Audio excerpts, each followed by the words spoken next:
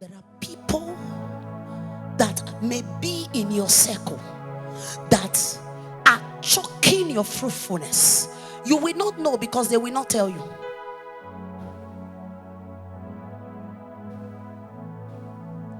Your color is enough to make people angry. As you are black like this now, what do they call melanin black?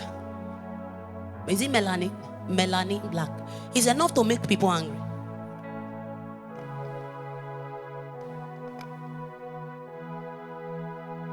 It's enough. John 10:10. Let's look at it.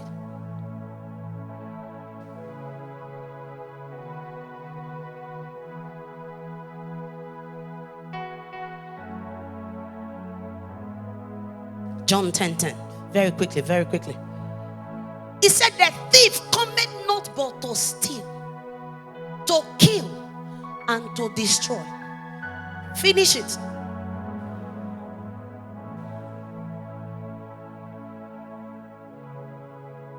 Can we start it again? The thief and to destroy. He said, but I am come that they may have life and that they may have it to the full. You don't pity the devil, you cast him out.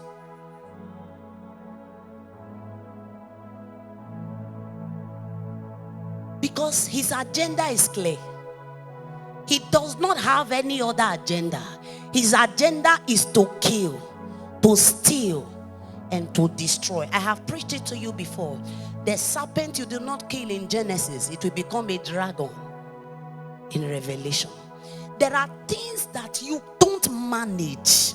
The Bible said that they took their hand, they cut off the head of John the Baptist, a man that foresaw the coming of Christ. He did not only preach it, he saw Jesus coming in flesh. He said, the latchet of this man I am not worthy to lose. The Bible would record that of all men that came before John the Baptist, that John the Baptist is the greatest.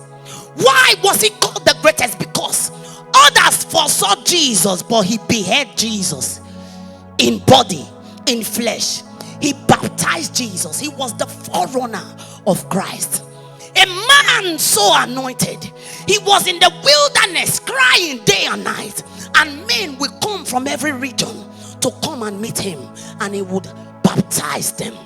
But a man said, I'm going to need your head on a platter.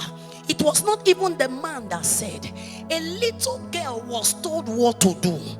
The Bible said that the little girl asked the mother, since the king has asked me a question, what do I require?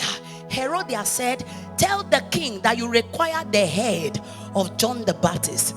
A man anointed, his head was beheld. It was beheld and it was served on a platter and given to them. A man that was anointed. The Bible said they stretched forth their hands to take James. They killed John the Baptist. He said when it pleased them, when they saw that it pleased them, he said they stretched forth their hands also to take Peter. What you do not deal with will deal with you. What you do not confront will confront you. What you do not terminate will terminate you. He said they stretched forth their hands. They said we are going to take Peter also. He said because it pleased the Jews. People of God, I need you to know that your limitation, your stagnation, the challenges you go through, there is somebody that is making profit of it.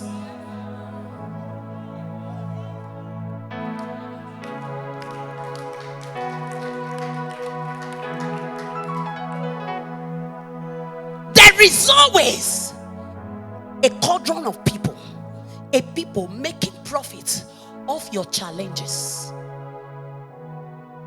The Bible said the little girl shouted after Paul and the disciples. He said, and Paul casted out the demon out of him. He said that he was saying the right thing, but the little girl was bringing profit to a certain people. Who is getting profit from my stagnation, limitation, and frustration? Who is getting the prophets, who is using the blood of bulls and calves to cover the glory of the one whom the blood of Jesus has paid for, who is using the blood of bulls and calves, going to junctions, going to covens, going to things, going to their kingdoms, who that talks against the one whom the Lord has paid for, who can judge whom the Lord, you are blood bought. The Bible said, as it pleased the Jews, he said they stretched forth their hands to take Peter also. And the Bible said this time, he said, the church. It means every time the church fails in rising up, sir,